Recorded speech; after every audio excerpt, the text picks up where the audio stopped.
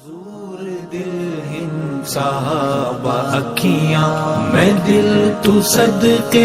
اکھی تو صدقے میں سین ہے شاد پہرا دیتے رہیں گے کبھی کالے میں دنگ حق نواز تمہارا پہرا تو نہیں رکا کبھی کالے میں دنگ عیسیٰ تمہارا پہرا تو نہیں رکا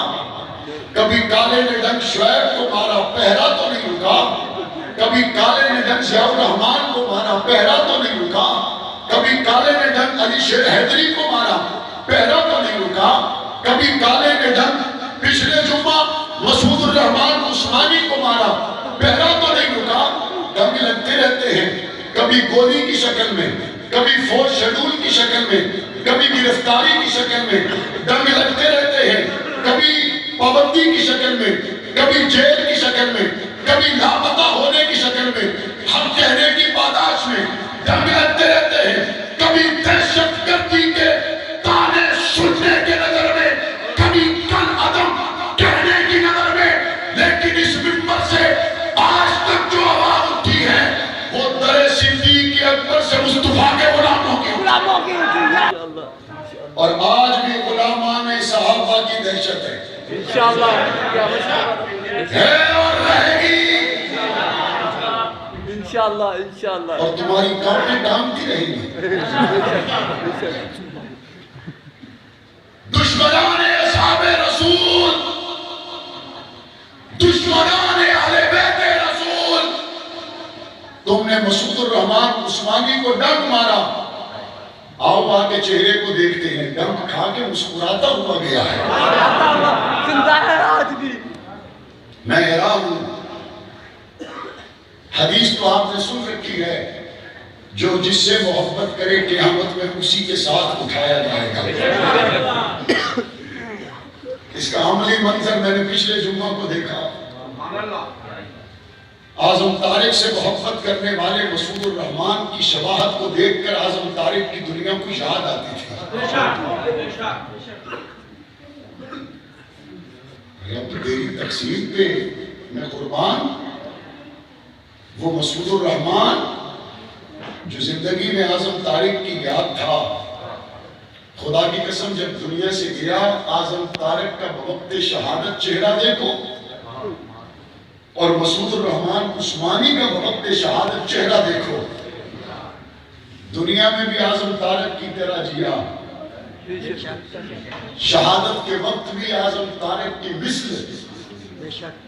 چہرے کو ماں عائشہ کی محبت پہ سجا کر دنیا سے گیا جب شباہت بنائی جاتی ہے نا تو اس کا تعلق لباس سے بعد میں ہوتا ہے چہرے سے پہلے ہوتا ہے شباہت بنائی جائے تو ویس کوٹ کا نمبر بعد میں آتا ہے کپڑوں کا نمبر بعد میں آتا ہے چہرے سے پتہ چلتا ہے کہ شباہت کیسی ہے چہرہ دنیا میں جرنیل کی طرح ثانی جرنیل کا اور دنیا سے جاتے وقت چہرہ ثانی جرنیل کا جرنیل کی طرح اور مجھے رب کی رحمت سے امید ہے روز محشر ہوگا ابو بکر صدیق کے سامنے جب غلامان ابو بکر کھڑے ہوں گے جہاں اعظم طارق ہوگا وہیں پہ مسعود الرحمن ہمیشہ منافقوں پر ہمیشہ دشمنوں پر غلامان صحابہ کی دہشت تھی ہے اور رہے گی انشاءاللہ اور اگر حقیقت حال کو جاننا چاہتے ہو تو میرے نبی سے زیادہ امن والا اور کوئی نہیں حقیقت حال جاننا چاہتے ہو عمر کی دہشت تو ساری دنیا پر ہے لیکن اس کے عدل کو ایسا مانا گیا کہ عمر لا کے نام سے قانون تو یورپ میں آج بھی رائج ہے دشمنوں پر تو دہشت ہے لیکن اپنوں سے پیار اتنا اپنوں سے محبت اتنی کہ بھیڑیا اور بکری ایک ہی گھاٹ سے پیے تو عمر فاروق کے عدل کی بہار چلتی ہے بہار اتنی پیار اتنا محبت اتنی کہ اس محبت اور پیار میں اگر ایک ہی جگہ پیغمبر علیہ السلام کا یہ صحابی حکومت کرے عدل و انصاف کے وہ پیمانے قائم رہتے کہ اس عدل و انصاف کے پیمانے کا اثر انسانوں پر بھی ہے جنات پر بھی ہے یہاں تک کہ ہواؤں پر بھی ہے زمین پر بھی ہے اور انشاءاللہ شہادتوں کا یہ سفر نظام خلافت راستہ کی منزل تک پہنچ کر دم لے گئے انشاءاللہ صحابہ کی دہشت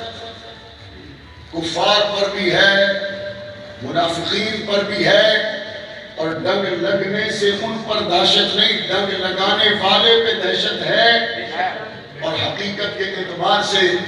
ان سے زیادہ امن والا کوئی نہیں، ان سے زیادہ پیار والا کوئی نہیں، ان سے زیادہ عدل والا کوئی نہیں، ان سے زیادہ انصاف والا کوئی نہیں۔ بیانی ہی اسی طریقہ سے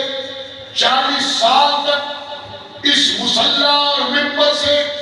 ناموس اصحاب رسول کے لیے آواز اٹھتی رہی۔ یہ آواز کفار کے لیے دہشت کی بات ہو سکتی ہے،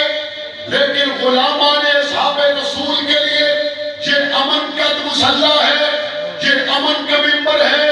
یہ امن کا محراب ہے، یہ پیار کی بات ہے،